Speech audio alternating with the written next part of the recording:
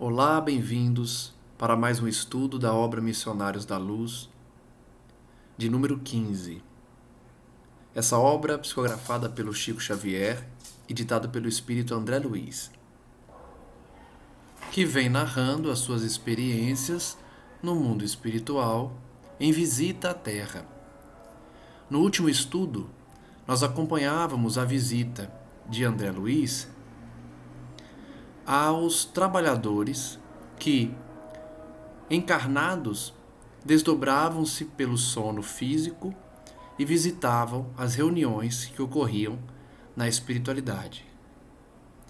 2 deles não tinham comparecido, e aí nós acompanhamos, a visita de André Luiz e do assistente do Alexandre à casa desses 2. E finalizamos o capítulo 8, entrando no capítulo 9, intitulado Mediunidade e Fenômeno. André Luiz, depois de verificar a ocorrência com aqueles 2 trabalhadores que deixaram de frequentar o curso ministrado pelo Alexandre por conta de suas vinculações a espíritos inferiores, demonstrou que tanto a vontade deles quanto as entregas às tentações fizeram com que eles se vinculassem a certa qualidade de espíritos inferiores e assim ficaram impossibilitados de comparecer.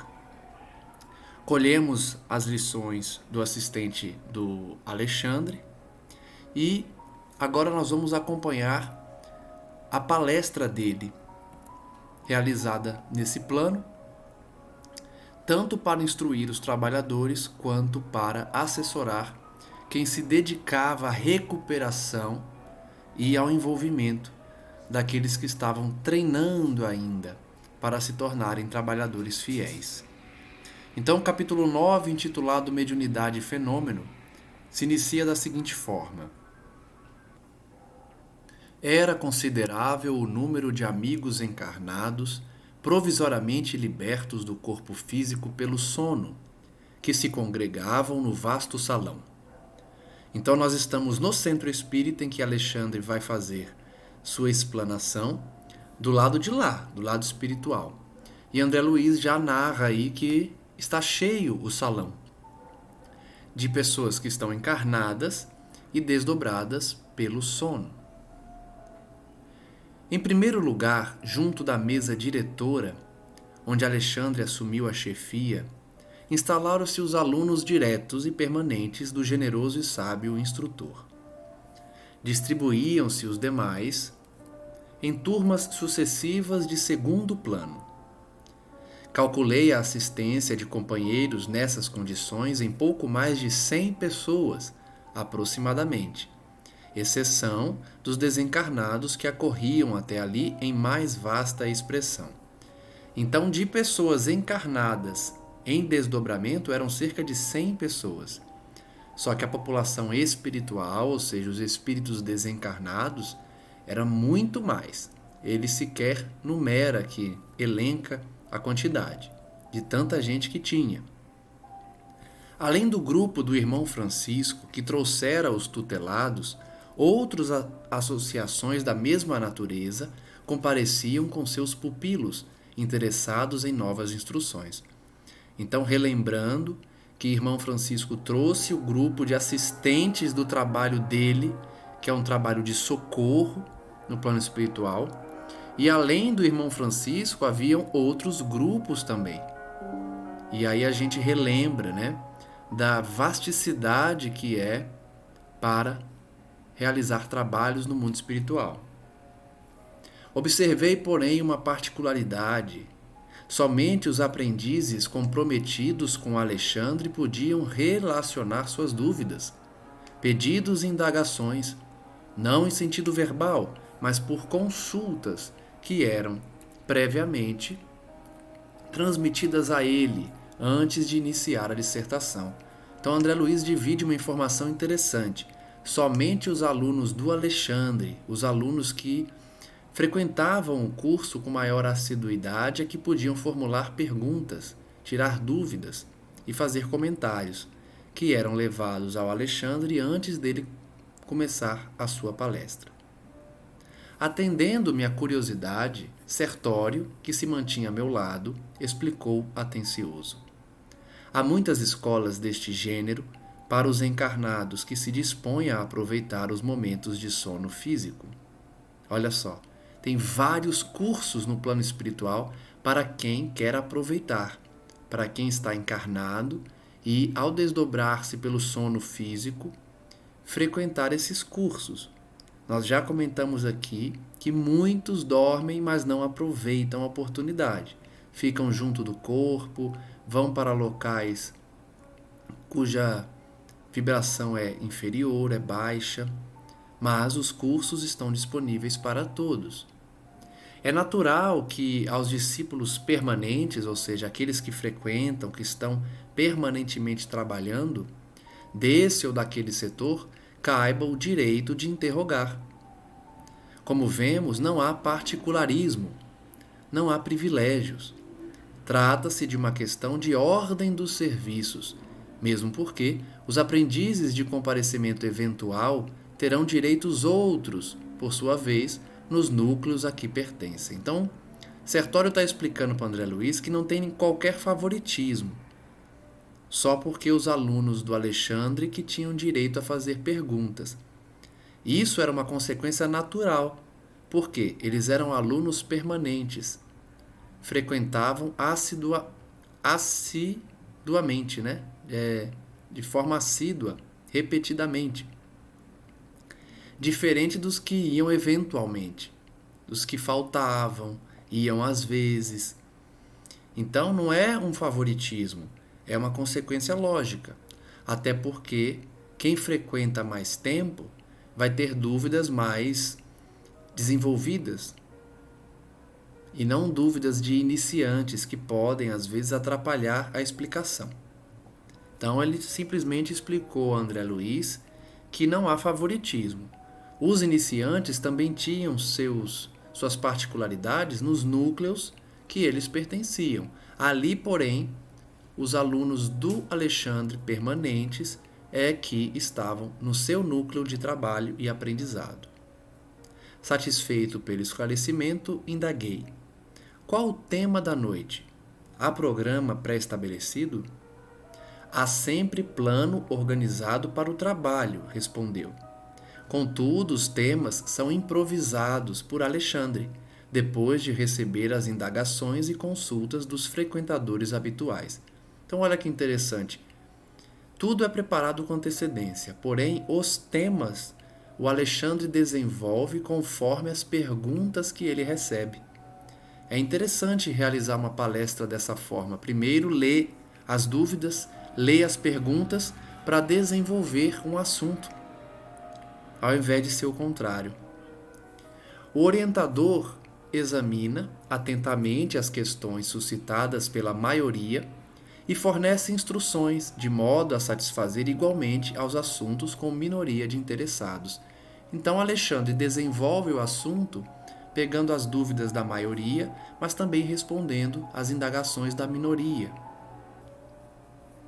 E poderá informar quanto ao tema provocado pela maioria dos aprendizes nesta noite?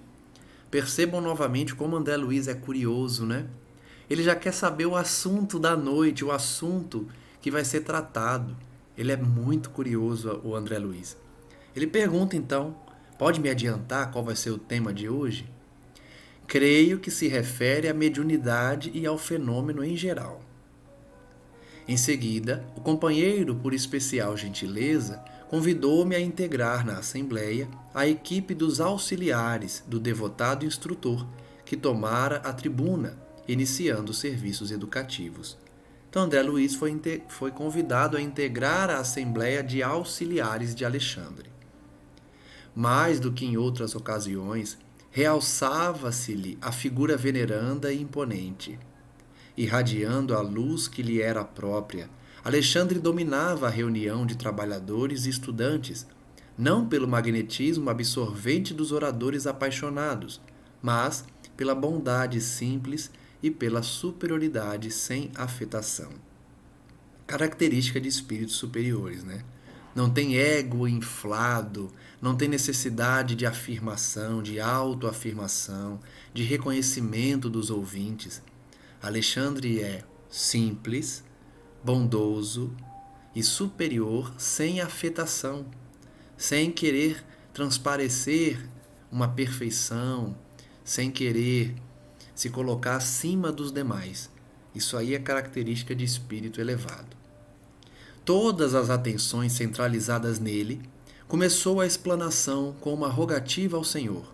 Ele começa orando, suplicando-lhe o dom de compreender o auditório e de ser por ele compreendido. Era tocante e nova para mim semelhante oração, inteiramente espiritual e sem o mínimo laivo de personalismo. Então, mais uma característica de espírito superior. Ele começa a palestra pedindo a Deus que dê entendimento a quem está ouvindo e sabedoria a ele que está ensinando. André Luiz achou curioso ele orar dessa forma, porque não tem nenhum traço de personalismo. Não há orgulho, não há ego, não há nenhuma forma de vaidade do Alexandre, que não se coloca como um professor que deve ser respeitado e temido. Todavia,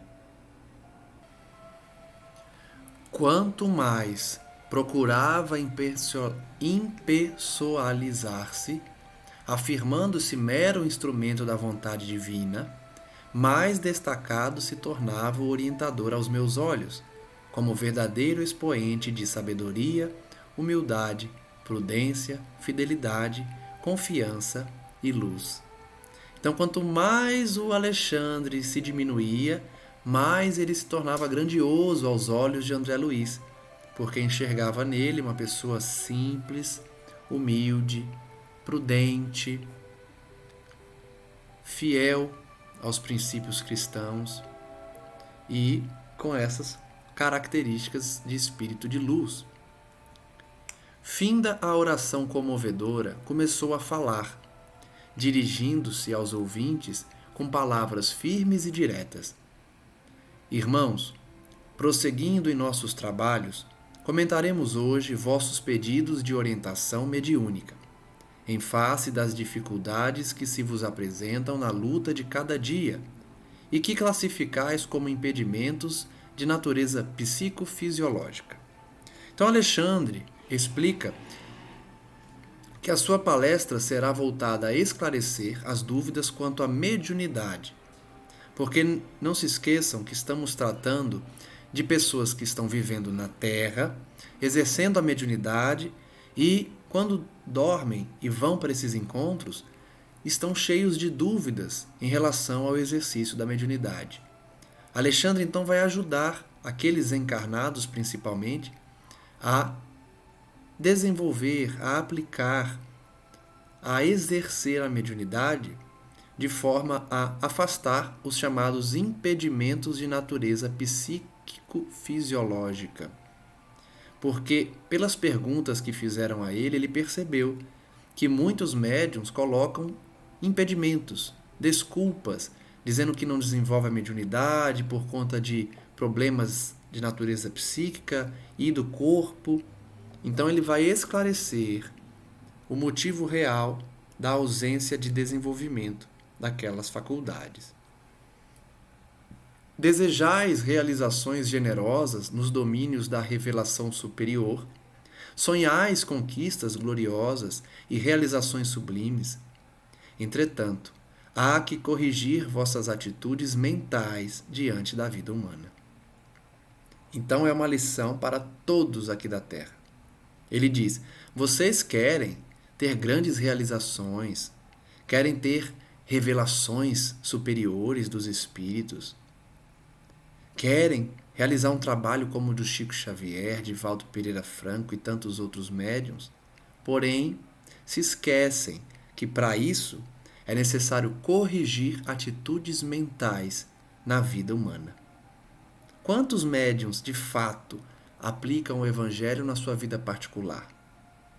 Vão ao centro espírita, querem ser médiuns primorosos, mas dentro de casa caem muito nas falhas íntimas, nas tentações, nas imperfeições. É como eu sempre digo, não queremos trabalhadores perfeitos, porque não somos perfeitos, não somos santos, né?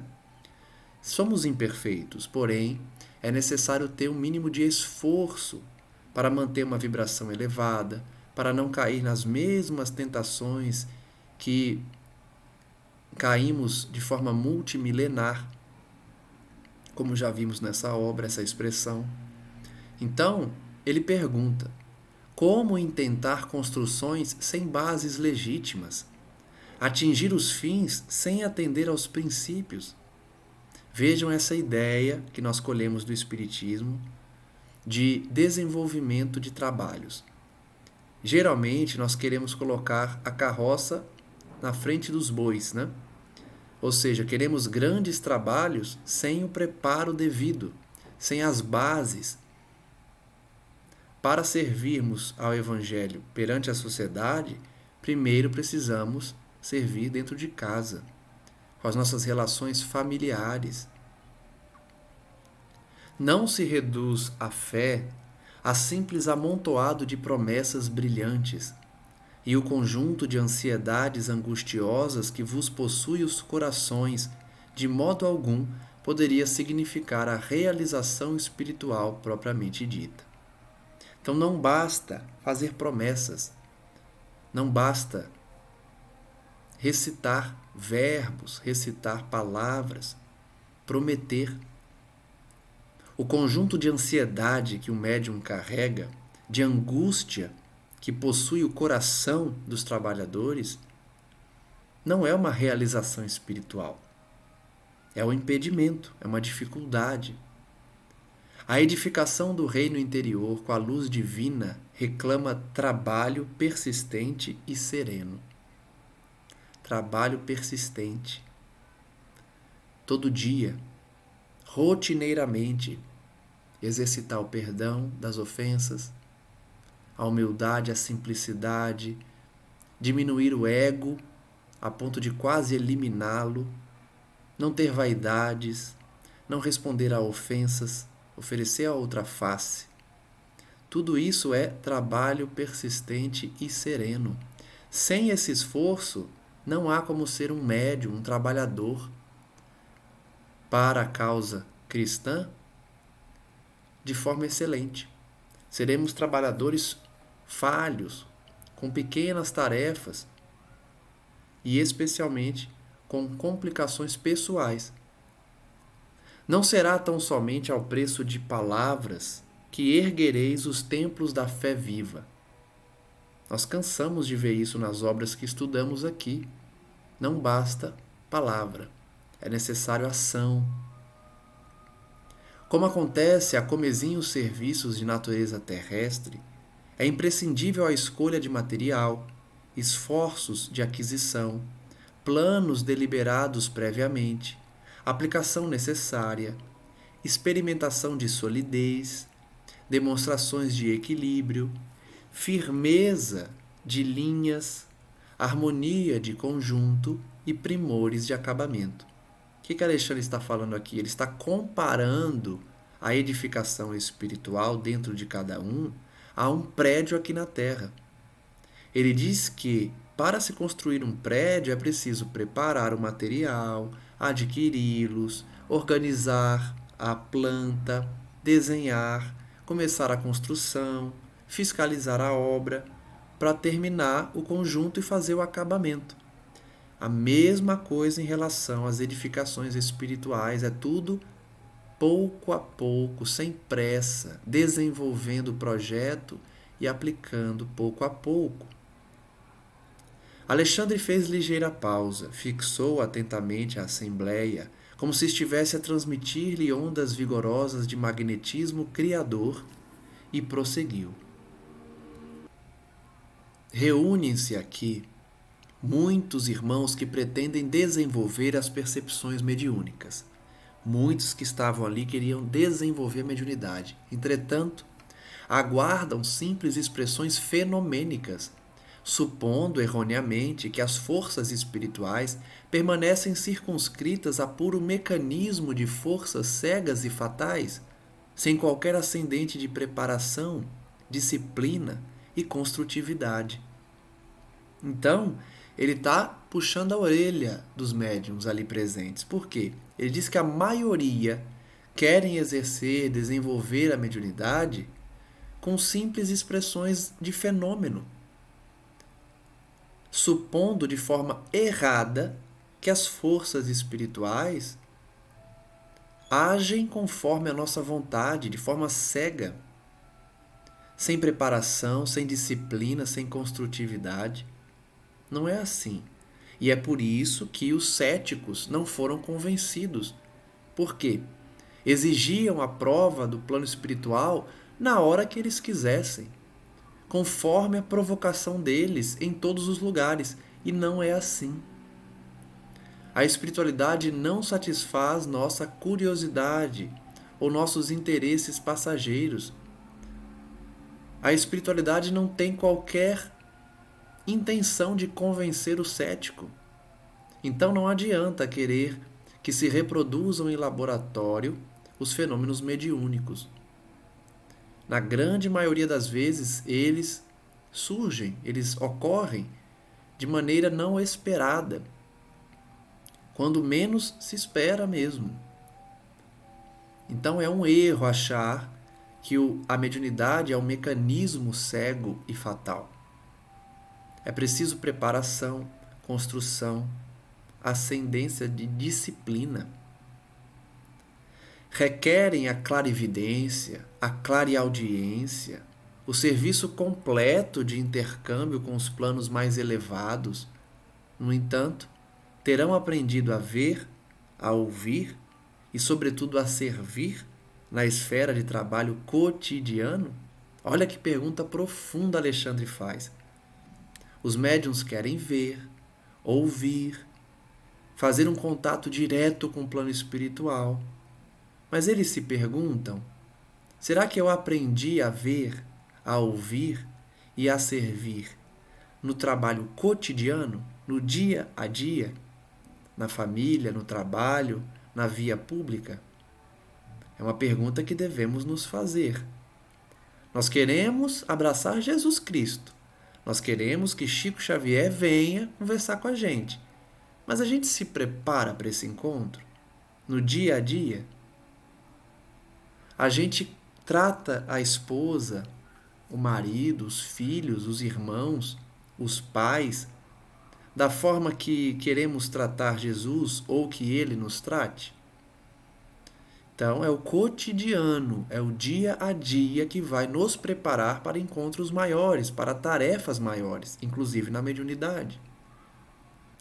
Ele pergunta mais uma vez: terão dominado todos os impulsos inferiores para se colocarem no rumo das regiões superiores?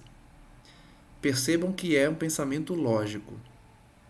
Nós queremos habitar mundos superiores, mas a gente mudou a nossa vibração? A gente domina nossos impulsos inferiores? Quando alguém nos ofende, a gente ofende de volta? A gente xinga no mesmo nível? A gente agride? Então, como que a gente quer viver em mundo superior, se nós ainda não educamos nossos impulsos? Poderá o feto caminhar e falar no plano físico? O bebê sai andando e falando? Deveríamos conferir à criança de 5 anos direitos cabíveis ao adulto de meio século, ou seja, de 50 anos? Se dá o mesmo direito a uma criança de 5 anos que um idoso, que uma pessoa de meia idade possui os mesmos direitos?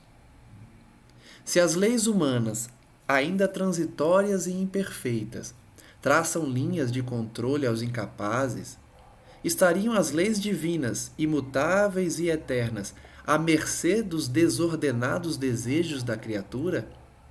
Olha que pergunta.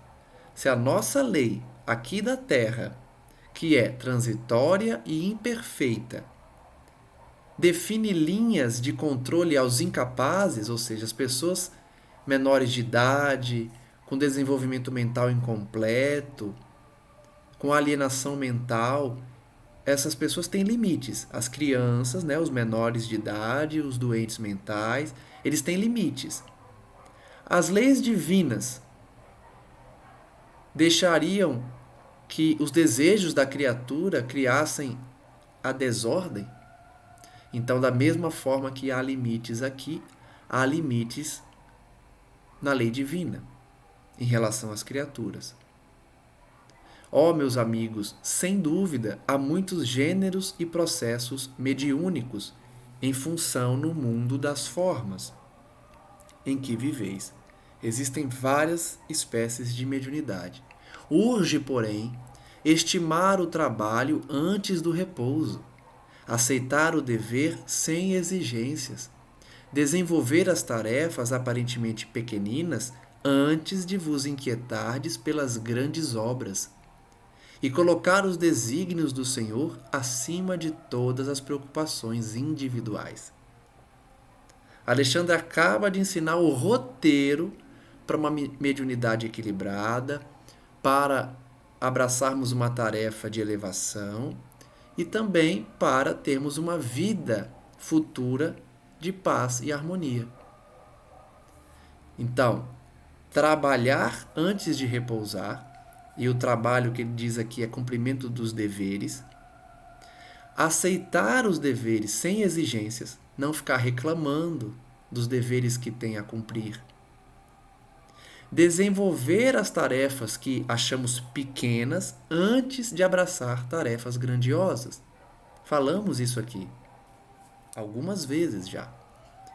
As tarefas que parecem pequenas no dia a dia, no tratamento dos familiares, dos colegas, parece pequeno, mas não é.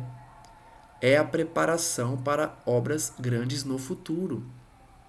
Deus não dá uma tarefa grande como a de Chico Xavier, Madre Teresa, Divaldo Franco, Joana de Ângeles, antes deles terem desenvolvido o equilíbrio nas pequeninas tarefas, que na verdade não são pequeninas. E, acima de tudo, colocar os interesses, os desígnios do Senhor acima das nossas preocupações individuais. Quantas pessoas não trabalham para o Cristo porque colocam suas preocupações individuais como um obstáculo intransponível? Eu não posso ir para o trabalho porque eu tenho que olhar meu filho, cuidar do meu filho. Lógico, tem que cuidar do filho. Mas muitas vezes as pessoas colocam obstáculos facilmente transponíveis. Pode deixar com o pai durante aquele momento, deixar com a mãe, com alguém de confiança. De forma alguma nós vamos julgar, né, a decisão de cada um. Mas as preocupações individuais, elas não podem ficar acima dos desígnios do Senhor. Tem muita gente que não cumpre o seu dever espiritual porque coloca vários obstáculos que poderiam ser solucionados com o mínimo de esforço. Mas as preocupações individuais acabam ficando como prioridade. Urge fugir da apropriação indébita no comércio com as forças invisíveis, furtar-se ao encantamento temporário e à obsessão sutil e perversa. Então ele está dizendo para aqueles que já entram em contato com a espiritualidade, nós devemos fugir das obsessões perversas e sutis. Não ficar com o sentimento de adoração, de idolatria ao espírito comunicante. Tomar cuidado para não ficar fascinado pelas entidades. Coletivamente, não somos duas raças antagônicas ou dois grandes exércitos, rigorosamente separados através das linhas da vida e da morte. E sim, a grande e infinita comunidade dos vivos, tão somente diferenciados uns dos outros pelos impositivos da vibração, mas quase sempre unidos para a mesma tarefa de redenção final. Olha que bonito. Ele está dizendo: o mundo espiritual e o mundo físico não são dois grandes exércitos antagônicos, não há uma disputa entre esses dois mundos. Somos, sim, todos irmãos caminhando para a redenção final. A única diferença do encarnado para o desencarnado é questão de vibração.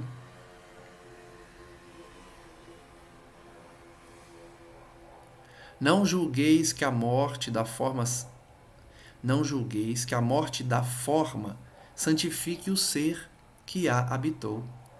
A morte do corpo físico não santifica o espírito.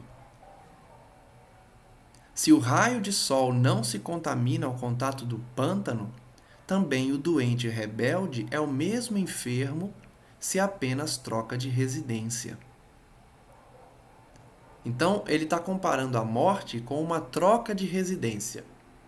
Quando nós morremos e estamos doentes da alma, continuamos doentes da alma no plano espiritual. Não há santificação pelo processo da morte. O que pode existir é a pessoa se arrepender e mudar pelo medo que ele tem da morte. Ou quando ele está enfermo, no leito de dor, a pessoa muda. Aí ela pode ir mais iluminada do que estava aqui na Terra. Mas não é porque morreu, é porque se converteu antes de morrer, se converteu sinceramente através do pensamento, da atitude. Mas a morte por si só não traz santificação. O doente rebelde continua rebelde quando troca de casa. O corpo físico representa apenas o vaso em uso durante algum tempo, e o vaso quebrado não significa redenção ou elevação do seu temporário possuidor.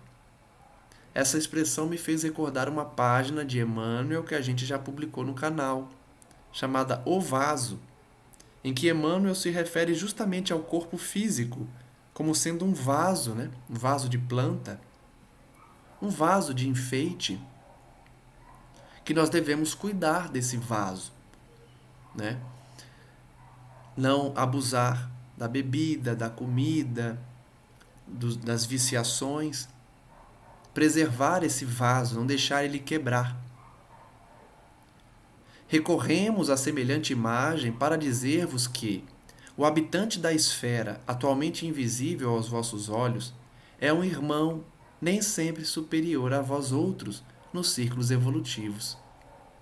Alexandre está ensinando para que não caiamos nos mesmos erros que o Swedenborg, que é um indivíduo que veio antes de Kardec para codificar o Espiritismo e acabou falhando. Por quê?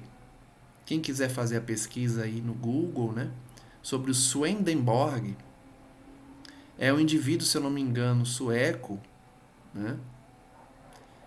É um país ali do norte da Europa, em que ele falhou na missão porque ele considerou que todo ente comunicante era um ser de luz. Todo espírito que se comunica é um ser elevado. Esse foi o erro dele. Ele acabou ficando fascinado pelos espíritos muitas vezes inferiores ou de mesma qualidade que ele. Alexandre então está dizendo: o habitante do mundo espiritual é um irmão que nem sempre é superior a nós, aqui encarnados. Desencarnação não expressa santificação. Ele repete, ele já disse isso, ele está repetindo. Desencarnação não significa santificação. Os companheiros que vos antecedem no plano espiritual não permanecem reunidos em aprendizagem muito diferente. O aprendizado lá no plano espiritual é parecido com o aprendizado aqui da Terra. Aqui na Terra, inclusive, nós temos mais chances de elevação do que lá, porque aqui nós estamos entregues às vicissitudes do corpo físico, ao esquecimento do passado. Então, a elevação espiritual pode se dar de maneira mais rápida enquanto encarnados. Ele diz: os elétrons e fótons que vos constituem a vestimenta física integram igualmente os nossos veículos de manifestação em outras características vibratórias. Percebam como a matéria é energia, é vibração. Alexandre está ensinando que o nosso corpo físico, de carne, é formado pelos mesmos elétrons e fótons que constituem o corpo perispiritual dos espíritos desencarnados. Ele chama aqui de veículos de manifestação. O espírito se manifesta por meio do perispírito. Então, os elétrons e fótons que constituem o corpo físico também integram o perispírito dos desencarnados. A diferença é que eles estão em outra vibração. É necessário, portanto, atentardes para as vossas possibilidades interiores, para as maravilhas de vossa divindade potencial. É necessário atentar para as nossas possibilidades interiores. Quantas vezes nós falamos aqui da centelha divina que habita em nós? Dessa característica que Deus compartilhou com a sua criação, da imortalidade. Todos trazemos a semente de Deus dentro de cada um. Basta desenvolvê-la. Nós temos uma divindade potencial. Por isso que Jesus olhava e olha para o mal, para o indivíduo imperfeito e enxerga o anjo que ele será no futuro. Porque ele enxerga a potência divina que será desenvolvida naquele ser. Em vossos desejos insopitáveis de intercâmbio com o invisível, naturalmente anelais a aproximação da sociedade celeste. Então, nesse desejo que nós temos de nos comunicarmos com o mundo espiritual, é um desejo de aproximar cada um a essa sociedade celeste. Esperais a revelação da verdade divina, a par de elementos insofismáveis de certeza tranquila. Nós queremos conhecer os mistérios de Deus com uma certeza absoluta. Entretanto, para isso, é indispensável organizar e desenvolver vossos valores celestes, como criaturas celestiais que verdadeiramente sois. Então ele repete a nossa origem divina, somos herdeiros de Deus, e para entender as verdades eternas precisamos desenvolver nossos valores celestes, as características de Deus em nós. Todo um exército de trabalhadores do Cristo funciona em cada núcleo de vossas atividades relativas à espiritualização. Então, o que ele está dizendo? Em todo templo, em todo local em que a pessoa busca a elevação espiritual, existe um exército de trabalhadores do Cristo.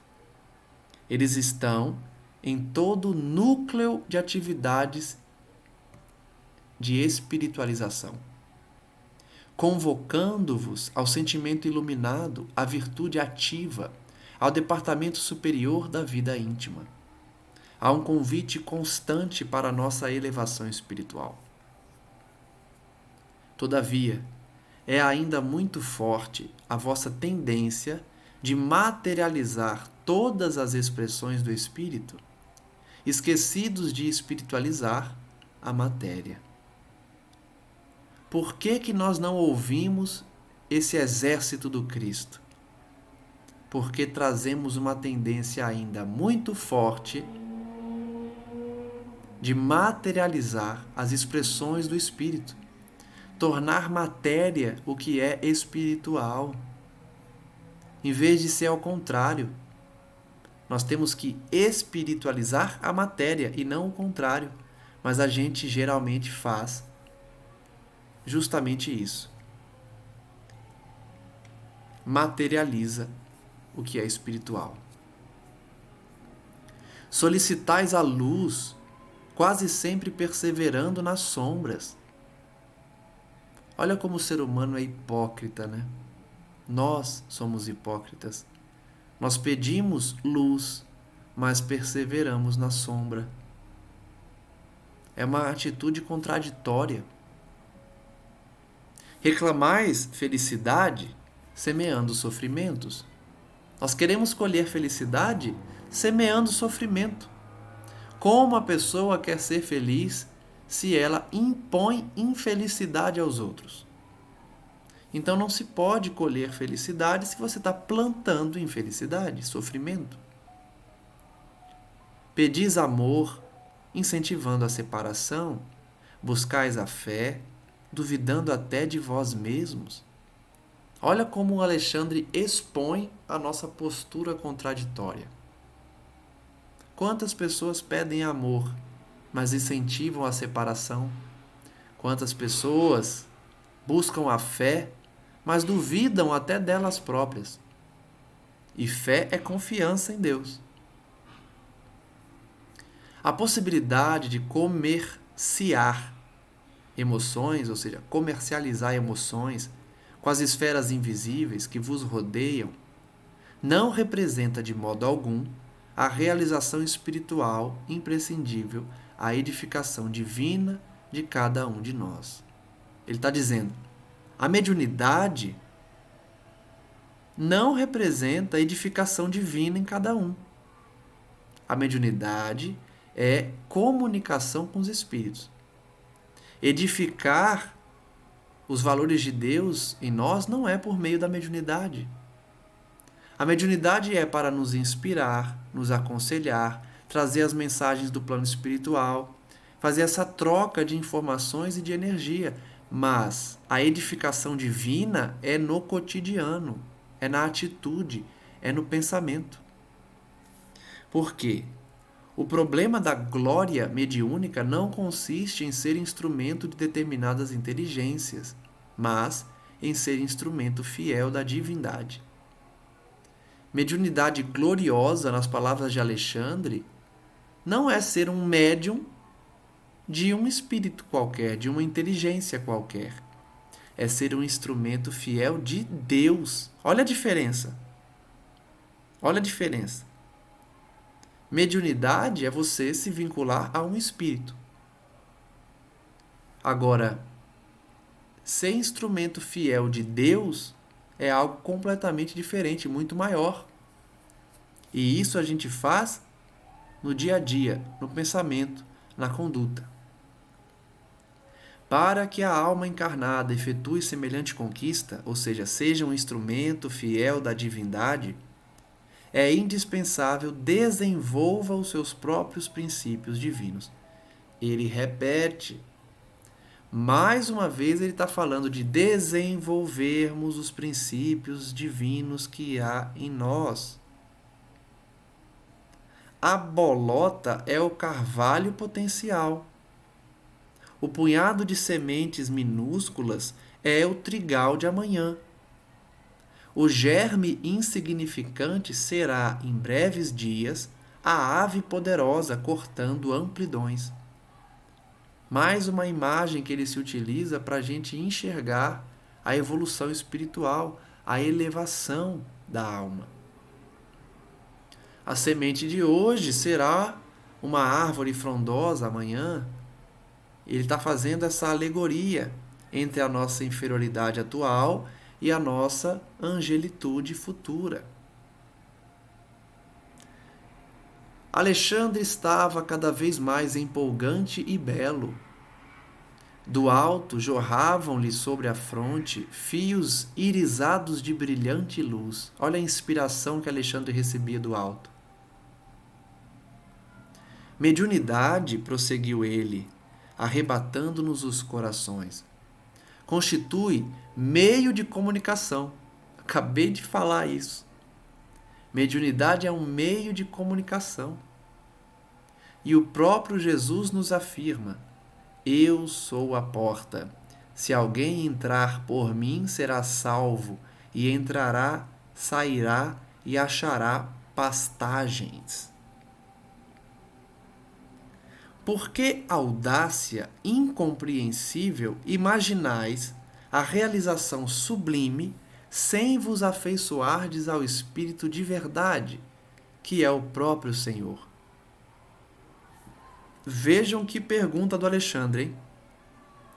Ele fala: vocês são muito audaciosos. Que audácia vocês acharem que vão fazer realizações sublimes sem se aproximar de Jesus? Como pode vocês acharem que vão cumprir realizações sublimes distantes do Cristo? Ouvi-me, irmãos meus. Se vos dispondes ao serviço divino, não há outro caminho senão Ele, o Cristo. Eu sou o caminho da verdade e da vida. Para o serviço divino, só há um caminho: Jesus Cristo, que detém a infinita luz da verdade e a fonte inesgotável da vida. Não existe outra porta para a mediunidade celeste. Olha só. Porque nós estamos acostumados a ver na Terra a mediunidade. Agora, a mediunidade celeste, aí é raro. Mediunidade há, em todo lugar, inclusive para o mal. Agora, a mediunidade celeste, vejam que Alexandre adjetivou aqui o substantivo mediunidade. A mediunidade celeste, somente com Jesus. Para o acesso ao equilíbrio divino que anelais no recôndito santuário do coração. Só teremos equilíbrio no exercício da mediunidade que tanto desejamos quando absorvermos as lições do Cristo no coração. Somente por meio dele, vivendo-lhe as sublimes lições, alcançareis a sagrada liberdade de entrar nos domínios da espiritualidade. Somente ouvindo as lições de Jesus é que entramos nos domínios da espiritualidade e podemos sair, conquistando o pão eterno que vos saciará a fome para sempre. Então nós podemos entrar na espiritualidade e sair da espiritualidade adquirindo pão eterno. Sem o Cristo, a mediunidade é simples meio de comunicação e nada mais. Mera possibilidade de informação, como tantas outras. Então, olha só, ele amplia o conceito. Mediunidade sem Jesus é como se fosse um telefone. Somente um telefone. Somente um meio de comunicação. Da qual poderão assenhorear-se também os interessados em perturbações. Como eu disse, mediunidade há em todo lugar, inclusive para o mal. Inclusive para os interessados em perturbações. Agora, a mediunidade celeste, a mediunidade com Jesus, não é somente um meio de comunicação. Não é somente uma forma de entrar em contato com interessados em perturbações, multiplicando presas infelizes. Lembrai-vos, contudo, de que a lei divina jamais endossou o cativeiro e nunca sancionou a escravidão. Olha só. A lei de Deus nunca incentivou o cativeiro, a prisão, muito menos a escravidão. A lei divina não quer presos nem escravos. Esquecestes a palavra divina que pronunciou? Vós sois deuses? Olha de novo a potencialidade divina que habita em nós. Vós sois deuses. Podereis fazer o que eu faço e muito mais, disse o Cristo, demonstrando claramente a lei de evolução. Ao enunciar esta última frase, o orientador assumira atitude muito diversa. Pareceu-me que em pleno tórax acendera-se-lhe sublime luz, levemente anilada, luz que nos enviava a todos raios de inexprimível alegria. Olha como Alexandre está envolvido pela espiritualidade superior. Do seu tórax saíam luzes aniladas que envolvia a todos, trazendo alegria. Seus cabelos semelhavam-se agora a fios de sol, de safirina expressão. Imagina que cena linda, hein? O olhar tornara-se-lhe mais sublime e profundo. E muitos de nós, desencarnados e encarnados, choramos de agradecimento e júbilo, tocados de inexplicável emoção. Eu choraria que nem uma criança. Eu já tenho choro fácil, me emociono muito facilmente. Imagina vendo uma paisagem dessa, né? Com um ser tão elevado, iluminado da forma que estava. Após ligeiro intervalo, continuou o amoroso e sábio instrutor. Ó, meus amigos, a persistência na condição de animalidade vos perturba. Isso a gente não duvida, né? A nossa proximidade com a animalidade nos perturba. Isso é comum a todos aqui da Terra. Sois a coroa espiritual da face da Terra, pela razão com que fostes galardoados pelo Senhor do Universo. Nós recebemos uma dádiva ao reencarnar aqui. O facho esplendoroso do raciocínio clareia o santuário de vossas consciências. Nós temos razão, nós conseguimos raciocinar. Isso clareia as nossas consciências, porque a gente consegue pensar, desenvolver ideias. O sublime vos convida ao mais além. Nós sempre estamos buscando a evolução, a elevação.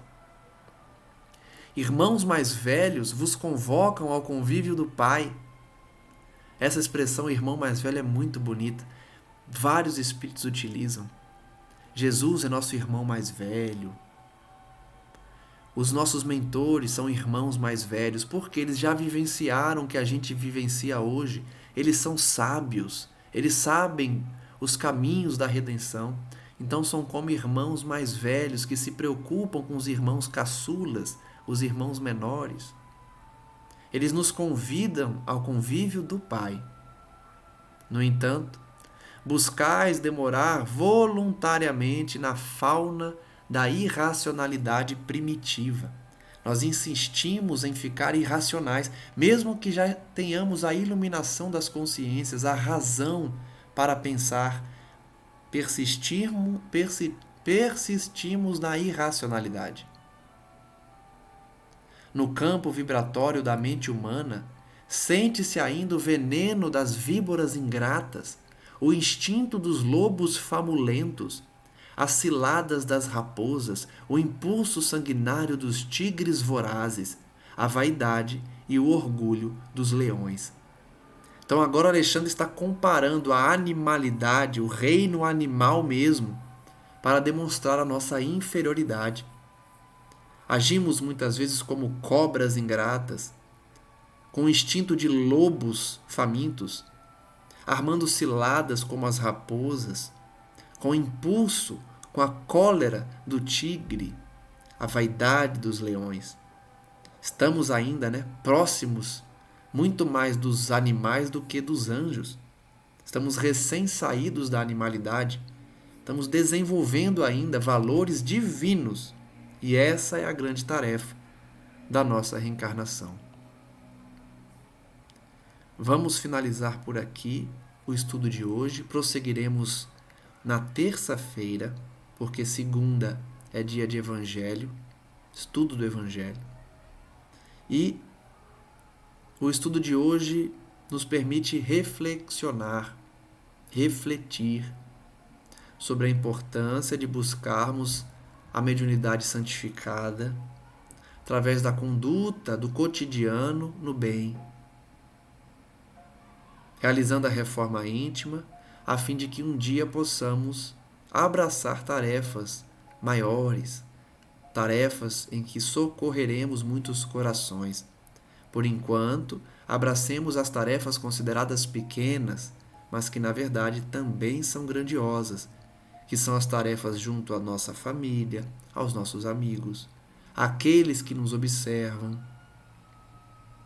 Eu li uma frase essa semana muito interessante, que muitas pessoas não nos aplaudem, mas nos imitam. Existem pessoas que não vão nos aplaudir, que não vão valorizar a nossa conduta no bem, mas vão nos imitar, ou vão tentar nos imitar. Então é necessário que a gente tenha essa consciência de que a nossa conduta é observada. As pessoas observam as nossas escolhas. Então que sejamos exemplos. Ainda que as pessoas não aplaudam no sentido de valorizar uma conduta cristã, em algum momento da vida eles vão imitar essa postura. E que nós tenhamos sempre em mente em imitar o Cristo, que também é um destaque do estudo de hoje. A mediunidade com o Cristo é uma mediunidade celeste. E a mediunidade sem Jesus é mero instrumento de comunicação, meio de comunicação. Reflitamos, portanto, nessas lições de hoje, agradecendo aos amigos espirituais por tantas bênçãos, por tanta inspiração, e que essa energia, essa vibração de paz, de harmonia, de santificação, alcance as pessoas que mais precisam. Os perturbados, alienados mentais, aqueles que alimentam sentimentos de vingança, de cólera, de raiva. Que eles possam ter seus corações acalmados, serenados, acerenados, né? A fim de que sintam também a energia que provém do Cristo Jesus, nosso Salvador. Rogamos a Ele, nosso irmão maior, nosso irmão mais velho, que nos orienta, que nos guia, que se preocupa conosco, com a nossa elevação, a fim de que Ele prossiga abençoando a terra, levando consolo aos corações que sofrem, desiludidos, desesperançosos. E que nós façamos a nossa parte, sintonizando com os amigos espirituais, buscando a reflexão e o estudo diários, o desenvolvimento das nossas faculdades, sejam mediúnicas, sejam de sentimento, para que um dia desenvolvamos na maior amplitude possível os valores divinos que habitam em nós. Graças damos a Ti, Senhor, hoje e sempre, e que essa paz nos incentive a cada dia, nos inspire a mantermos a vibração, a sintonia com os amigos, evitando a queda moral que atrasa a nossa trajetória. Que assim seja, graças a Deus, e até o próximo estudo. Um forte abraço a todos.